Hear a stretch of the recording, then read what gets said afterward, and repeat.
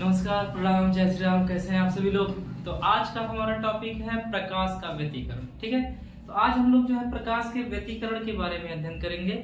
ये भौतिक विज्ञान के एक महत्वपूर्ण टॉपिक के बारे में हम लोग आज अध्ययन करने जा रहे हैं। एक महत्वपूर्ण चैप्टर है जहाँ से काफी प्रश्न आपके बोर्ड एग्जाम में बनते हैं। तो चलिए बिना समय गंवाए हम लोग स्टार्ट करते हैं प्रकाश का व्यतिकरण। देखिए, प्रकाश का व्यतिकरण होता क्या है, उसके पहले आपको कुछ साधारण छोटी मोटी बातों को समझना होगा। आपने पढ़ा होगा कि प्रकाश की प्रकृति के बारे में। जैसे प्रकाश अनुप्रस्थ प्रकृति में जब गमन करता है या संचरित होता है किसी माध्यम में, या जब प्रकाश तरंगों के माध्यम में चलता है, जैसे ये प्रकाश की तरंगे हैं और ये प्रकाश की तरंगे किसी माध्यम में संचरित हो रही हैं। ठीक है, तो जब प्रकाश किसी माध्यम में संचरित हो रहा होता है तो ये संचरण की दिशा है। आप एक्स अक्ष भी इसे कह सकते हैं। तो एक्स अक्ष जो है संचरण की ये जो दिशा है, अब संचरण की दिशा से जितना वह अधिक ऊपर उठता है, जितना वो अधिक ऊपर उठता है या जितना वह अधिक नीचे दबता है या झुकता है, उसे प्रकाश का आयाम कहते हैं। तो ये जो है आपका हो गया प्रकाश का आयाम, और आयाम को हम ए से दिखाते हैं। अब प्रकाश जब तरंगों के रूप में संचरित हो रहा होता है तो ऊपर उठे हुए भाग को हम लोग श्रृंग कहते हैं, और नीचे दबे हुए भाग को हम लोग क्या कहते हैं, गर्त कहते हैं। जो ऊपर उठा हुआ भाग होता है उसे श्रृंग कहा जाता है, नीचे दबे हुए भाग को हम लोग गर्त कहते हैं।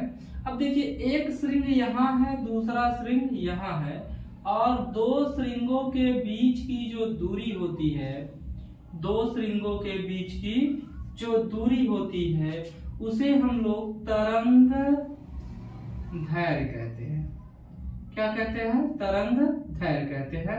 तो दो श्रृंगों के बीच की दूरी लो या दो गर्तों के बीच की दूरी लो, और किसी तरंग द्वारा एक चक्कर पूरा करने में, देखिए यहाँ से वो चलना स्टार्ट कर रहा है, यहाँ पर पहुंच रहा है आधा चक्कर, और फिर जब यहाँ पर पहुंचता है तो पूरा एक चक्कर, और एक चक्कर पूरा करने में लगे समय को हम लोग क्या कहते हैं, आवर्त काल कहते हैं।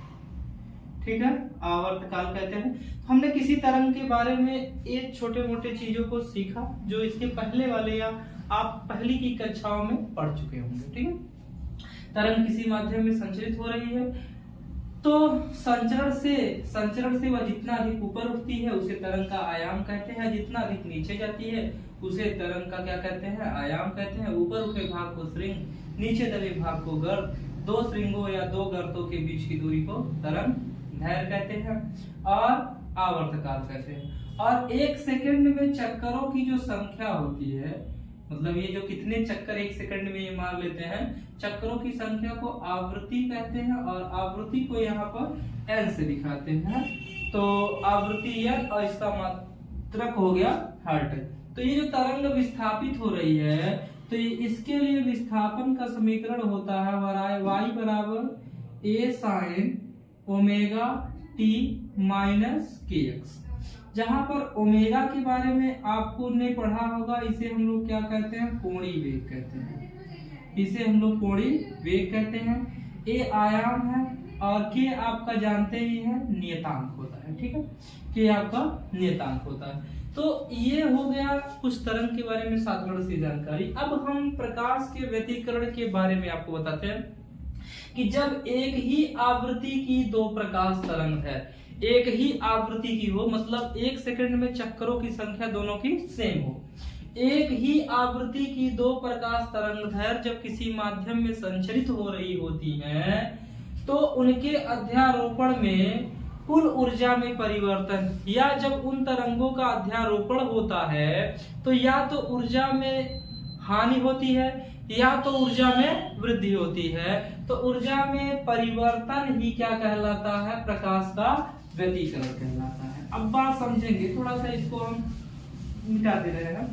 ठीक है, प्रकाश का व्यतिकरण हमें समझना है। जैसे देखिए, बात समझेंगे। प्रकाश का व्यतिकरण मुख्य रूप से दो प्रकार का होता है। पहला होता है समपोषी व्यतिकरण, समपोषी संपोषी व्यतिकरण। संपोषी व्यतिकरण, अभी आप व्यतिकरण की परिभाषा भी यहाँ से सीख जाएंगे। हम कह सकते हैं जैसे दो तरंगे हैं, एक तरंग इस तरीके से संचरित हो रही है, ठीक है, और दूसरी तरंग भी यहीं पर इस तरीके से संचरित हो रही है। इन दोनों तरंगों की आवृत्ति और आयाम दोनों समान है, ठीक है, ये दोनों तरंगें संचरित हो रही हैं। और ये तीसरी जो है इस तरंग की क्या है, परिणामी है। देखिए ये तीसरी जो हमने बनाया है इस तरंग की परिणामी है। नहीं समझ में आता है तो दूसरे चित्र से हम लोग समझने का प्रयास करते हैं। देखिए जैसे एक तरंग ये है और उसी दिशा में संचरित हो रही है, और ये दूसरी तरंग ये है जो भी उसी दिशा में संचरित हो रही है। अब इन दोनों तरंगों का आपस में अध्यारोपण हो जाता है, और अध्यारोपण होने के बाद परिणामी तरंग हमको ये प्राप्त होती है। तो आप नजर डालिए कि प्राथमिक तरंग हो गई, द्वितीय तरंग हो गई, और ये दोनों तरंगे जब आपस में मिलती हैं तो ये उनका क्या हो गया, परिणामी तरंग हो गया। अब परिणामी तरंग की तीव्रता का मान इन दोनों तरंग की तीव्रताओं से अधिक है, और जब परिणामी तरंग की तीव्रता का मान इन दोनों तरंग की तीव्रताओं से अधिक होता है तो वहां पर कौन सा व्यतिकरण होता है, संपोषी व्यतिकरण होता है। तो उसे हम लोग क्या कहते हैं, संपोषी व्यतिकरण कहते हैं। संपोषी व्यतिकरण में आप लिख सकते हैं कि जब दो तरंगे समान आवृत्ति तथा समान आवृत्ति या आयाम की एक ही दिशा में संचरित हो रही होती हैं और उन दोनों तरंगों का परिणामी अधिकतम होता है तो उसे संपोषी व्यतिकरण कहते हैं। वही दूसरी कंडीशन के बारे में हम लोग देखते हैं, विनाशी व्यतिकरण। क्या कहते हैं, विनाशी व्यतिकरण। देखिए विनाशी व्यतिकरण में यहाँ पर भी दो तरंगे एक ही दिशा में संचरित हो रही हैं, ठीक है, पहली तरंग हो गई और ये दूसरी तरंग हो गई। ये दोनों तरंगे एक ही दिशा में संचरित हो रही हैं। ये तरंग मान लीजिए जैसे यहाँ पे आपने ए लिखा है और ये बी लिखा है, और ये आर इन तरंगों का परिणामी है। वैसे ये तरंग ए है और ये तरंग क्या है, बी है, और इन दोनों ये तरंगों का अध्यारोपण होता है तो ये तरंग की क्या है, परिणामी है। अब आप देखिए कि दोनों तरंगों का जब अध्यारोपण होता है तो परिणामी तरंग दैर्घ्य का मान कम प्राप्त होता है, या परिणामी तरंग की तीव्रता कम प्राप्त होती है, तो इसलिए हम इसे विनाशी व्यतिकरण कहते हैं। क्या कहते हैं, विनाशी व्यतिकरण। व्यतिकरण मुख्य रूप से दो प्रकार का होता है, एक संपोषी व्यतिकरण और दूसरा विनाशी व्यतिकरण।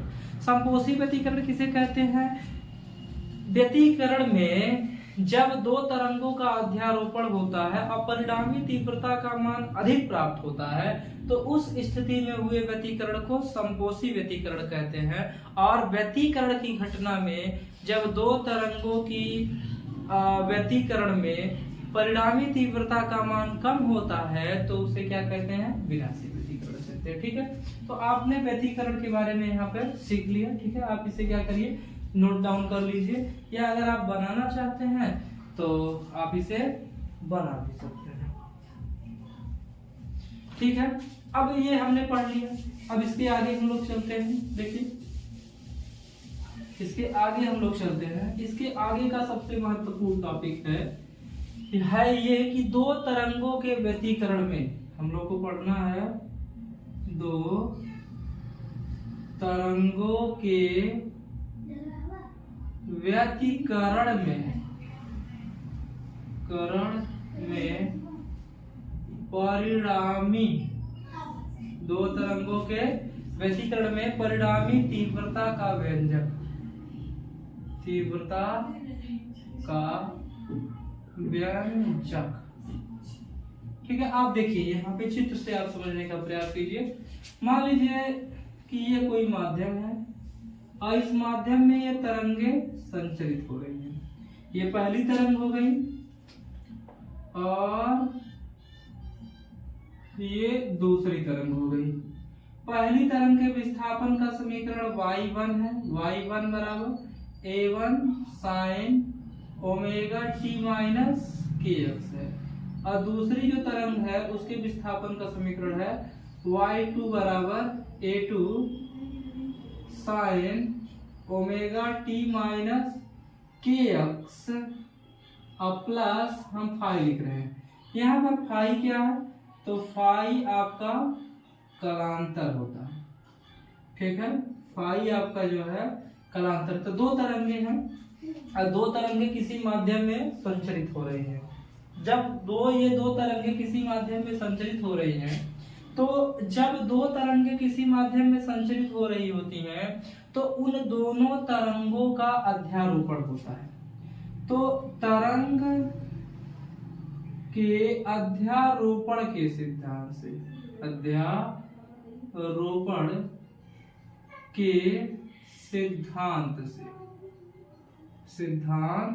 से तरंग के अध्यारोपण का सिद्धांत आपने पढ़ा है y बराबर उन दोनों तरंगों के विस्थापन के समीकरण का योग, ठीक है। तो आप यहां पर मान रख दीजिए y बराबर y1 आप देख रहे हैं क्या है, a1 sine omega T minus के एक्स धन y2 a2 sine omega T minus के एक्स प्लस फाइव, जिसमें a1 जो है पहले तरंग का आयाम है, a1 जो है पहली तरंग का आयाम है, पहली जो तरंग है उसका आयाम है, ठीक है। a2 जो है वह दूसरी तरंग का आयाम है। ये पहली तरंग का आयाम है और ये किस तरंग का आयाम है, दूसरी तरंग का आयाम है। दो तरंगे हैं, इन दोनों तरंगों के आयाम है, बाकी कोणीय वेग समान है। अब देखिए यहाँ पर दो पार्ट आपको दिख रहे हैं, एक ये और एक ये। तो यहाँ पर आप फार्मूला लगाएंगे साइन a प्लस बी का। साइन a प्लस बी का सूत्र आप जानते होंगे, sine a into cos b plus cos a into sine b, ठीक है। तो y इक्वल टू आप यहाँ पे जब लिखेंगे तो देखिए a1 sine omega T minus के एक्स हो गया प्लस a2 आप ऐसे ही रखने दीजिए, बाकी अंदर आप यहाँ पे फार्मूला लगा दीजिए।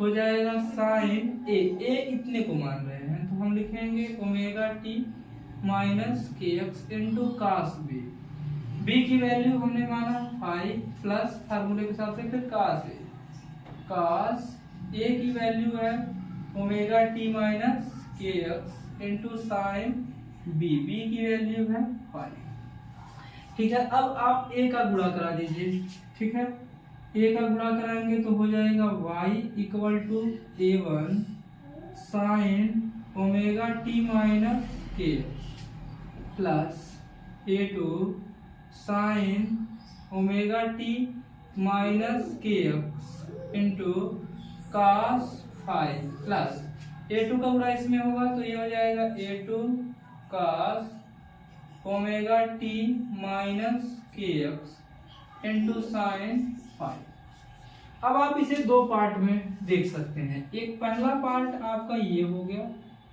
ठीक है। देखिए यहाँ पर आपको कुछ कॉमन मिलेगा। कॉमन क्या है, आप उस चीज को ध्यान देंगे। y बराबर यहाँ आप कॉमन कर सकते हैं साइन ओमेगा टी। अगर आप साइन ओमेगा टी यहाँ पे कॉमन करेंगे तो आपको मिलेगा, बचेगा यहाँ से a1, ये निकल गया और ये भी निकल जाएगा तो आपका मिलेगा a2 cos 5 और आपने कॉमन क्या किया है, साइन ओमेगा टी माइनस के एक्स प्लस यहाँ पर आपका है a2 और साइन 5 ऐसे लिखेंगे, उसके बाद आप लिखेंगे cos ओमेगा टी माइनस के, ठीक है। अब आप यहाँ पे कुछ चीजों को मानना पड़ेगा, आप उन चीजों को मान लीजिए सबसे पहले, ठीक है। तो मानेंगे, देखिए यहाँ पे मान लेंगे, माना, यहाँ पर आपको मानना पड़ेगा। मान लीजिए कि a1 प्लस a2 cos 5 की वैल्यू जो है a कॉस थीटा है, इसको समीकरण नंबर 1 मान लीजिए, ठीक है। और A2 की जो वैल्यू है A2 sine phi equal to आप A साइन थीटा मान लीजिए, इसको समीकरण नंबर 2 मान लीजिए, ठीक है। अब आपने जो माना है, हमने जो मानों को माना है, उन मानों को अब हम यहाँ पर रखेंगे इस समीकरण में। जब हम इस समीकरण में उन मानों को रखेंगे तो y इक्वल टू, इसकी वैल्यू हमने माना है क्या, a cos थीटा। तो सबसे पहले हम इसे लिख लेंगे, तो साइन ओमेगा t माइनस के एक्स, और यहाँ पे हम रख रहे हैं a cos थीटा प्लस ये A2 sin थीटा की वैल्यू, पहले इसको लिख लीजिए, cos ओमेगा t माइनस के एक्स। अब यहाँ पर हम रखेंगे क्या, a sin थीटा। तो देखिए ये फार्मूला हो गया, आपका फार्मूला हो गया, और इस फार्मूले को आप समझेंगे, साइन ए cos b cos ए sin b। सबसे पहले a आप इसमें शामिल कर लीजिए, तो y इक्वल टू हो जाएगा, ये आप कॉमन कर रहे हैं, ये हो गया साइन ए cos b cos ए sin b, यानी साइन ए प्लस बी हो गया। तो ये हो गया साइन ए हो गया ओमेगा टी माइनस के एक्स, और प्लस बी हो गया फाइव। ये हो गया आपका विस्थापन का समीकरण। किसका समीकरण हो गया प्राप्त, आपको विस्थापन का ये समीकरण प्राप्त हो गया, ठीक है। तो ये विस्थापन का समीकरण है, ठीक है। अब इसके बाद जो है, अगर आपको परिणामी आयाम प्राप्त करना हो तो समीकरण 1 और 2 का वर्ग करके आप क्या कर सकते हैं, जोड़ भी सकते हैं, ठीक है।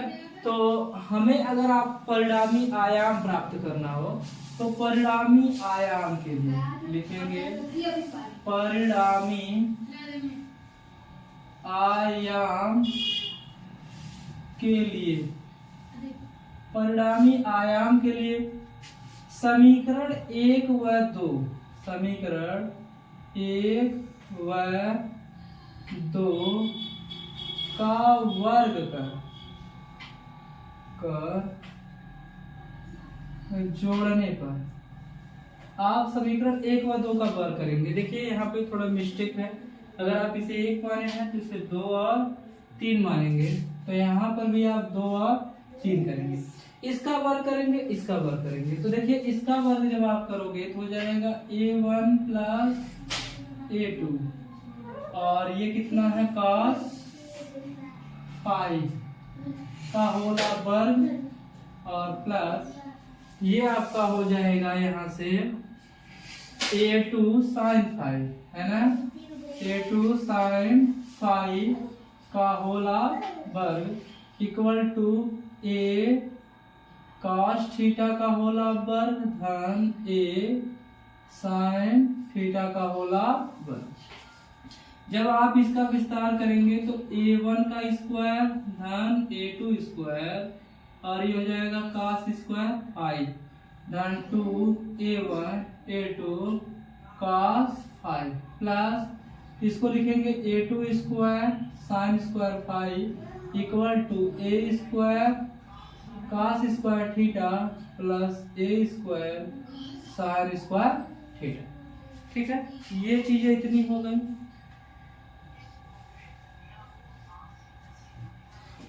अब जो है यहाँ पे देखिए, ये a2 cos square theta a2 sin square theta, इन दोनों में कॉमन क्या है, a2, ठीक है। तो a2 इन दोनों में कॉमन करेंगे तो सबसे पहले a1 का स्क्वायर ऐसे लिख रहे हैं, और यहाँ पे a2 का स्क्वायर कॉमन कर रहे हैं, तो ये हो गया cos square 5 plus sin square 5 और प्लस 2a1 a2 cos 5, और यहाँ से आप a स्क्वायर कॉमन करेंगे तो cos square theta plus sin square theta. अब देखिए cos square theta plus sin square theta की वैल्यू कितनी होगी, 1, तो यहाँ पे आप लिख सकते हैं a1 का स्क्वायर और a2 का स्क्वायर गुणे कितना हो जाएगा 1 plus 2a1 a2 cos 5 equal to ये ए स्क्वायर गुणे 1। अब इस साइड को इस तरफ लिख लो, इसको उस तरफ लिख लो, तो ए स्क्वायर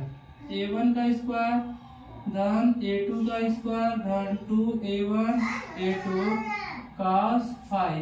अब परिणामी तीव्रता अगर आपको लिखनी है तो A बराबर, ये वर्ग उधर चली जाएगी तो आप लिख सकते हैं क्या, परिणामी आयाम A1 का स्क्वायर A2 का स्क्वायर धन 2A1 A2 cos फाई।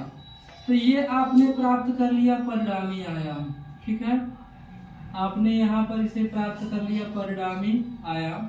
अब अगर आपको जो है परिणाम, अब हम अगर आपको इनके बीच का कोण ज्ञात करना है तो आप कोण भी ज्ञात कर सकते हैं ना। हम कह सकते हैं कि दोनों तरंग दैर्ध्यों के बीच का कोण, अगर आपको बीच का कोण ज्ञात करना है कि दोनों तरंग दैर्ध्य के बीच का कोण कितना होता है, तो भी आप आसानी से ज्ञात कर सकते हैं, ठीक है। तो इसमें करना कुछ नहीं है कि देखिए ये समीकरण 3 है और समीकरण 2। समीकरण 3 में समीकरण 2 का आप भाग दे दीजिए, तो हम यहाँ पे लिखेंगे समीकरण 3 भागा समीकरण 2। तो समीकरण 3 आपका है a sin थीटा, ठीक है, a sin थीटा बटे a cos थीटा। 3 है आपका A2 sin फाई है और ये है A1 plus A2 cos phi.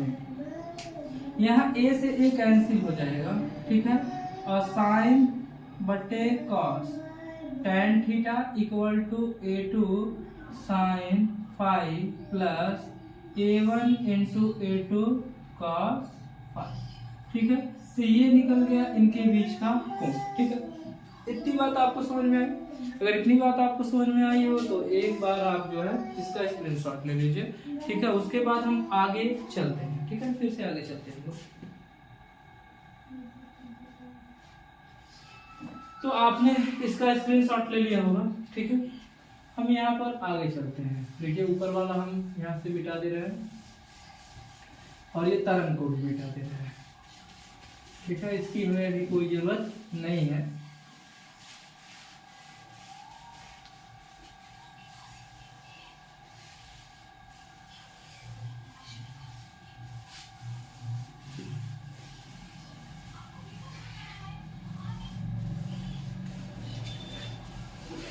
देखिए अब आगे चलते हैं हम लोग। अब इसे हम लोग तीव्रता के पदों में चलेंगे। तो हमने जो है पढ़ा है पिछली कक्षाओं में, विशेष बात आपको बता रहे हैं कि पिछली कक्षाओं में हमने पढ़ा है कि प्रकाश का तरंग जो तीव्रता होती है, प्रकाश की तीव्रता, प्रकाश की तीव्रता को आई से दिखाते हैं आयाम के वर्ग के समानुपाती होता है,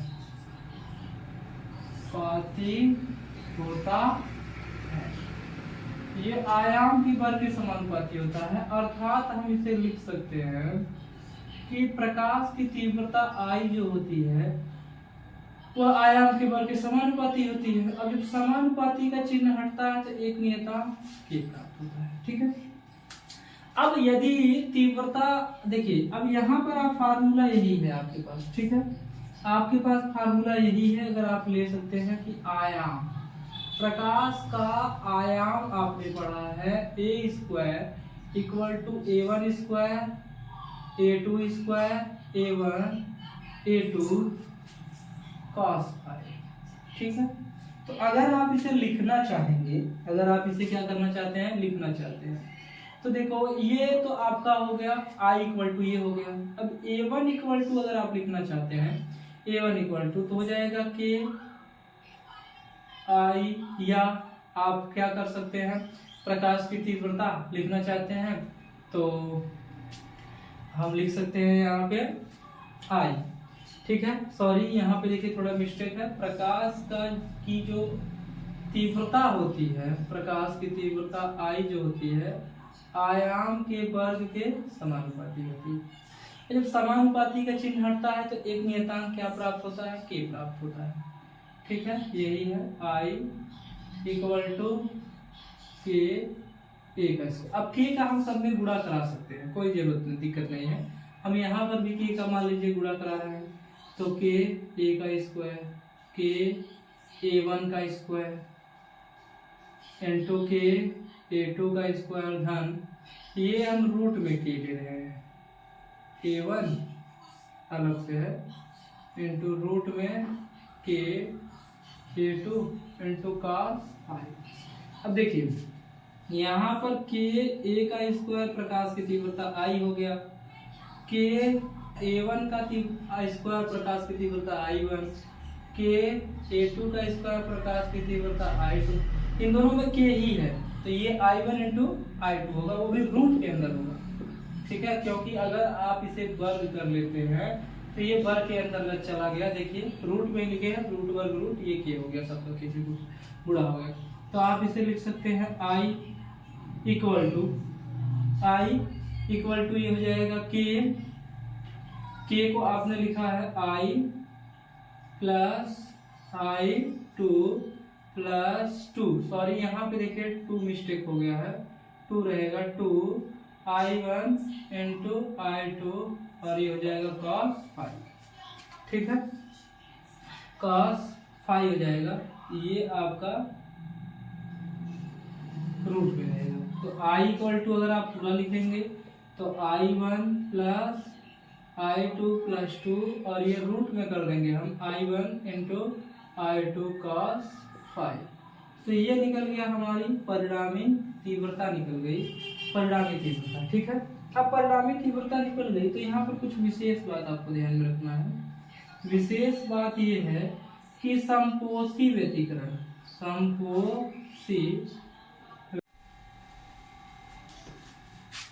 तो देखिए संपोषी व्यतिकरण के लिए प्रकाश की तीव्रता का मान अधिकतम होता है, अर्थात यहाँ पर जो है cos फाई की वैल्यू +1 होनी चाहिए। अब cos फाई की वैल्यू 1 तभी होगी जब फाई का मान 0 होगा, या तो 2 पाई होगा या तो 4 पाई होगा, इसी तरीके से होगा। अर्थात हम इसे कह सकते हैं कि 2m पाई होना चाहिए ना। यहाँ पर m की वैल्यू आप चाहे 1 लिखो, चाहे 2 लिखो, चाहे 3 लिखो, चाहे 4 कुछ भी लिख सकते हो। तो आपने पढ़ा है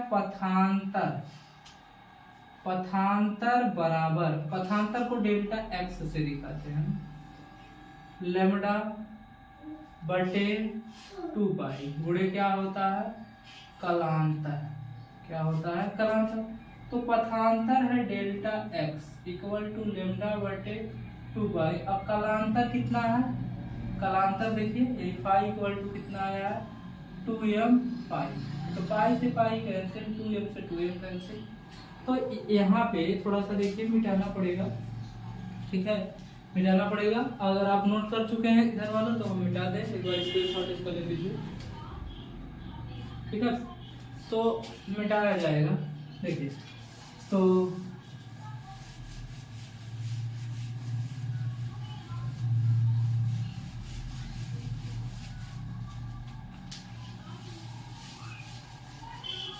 इस कंडीशन में आप लिख सकते हैं यहाँ पे कि जब ये पथांतर आपका आ गया delta x equal to lambda into m, lambda into कितना आएगा, एम आएगा।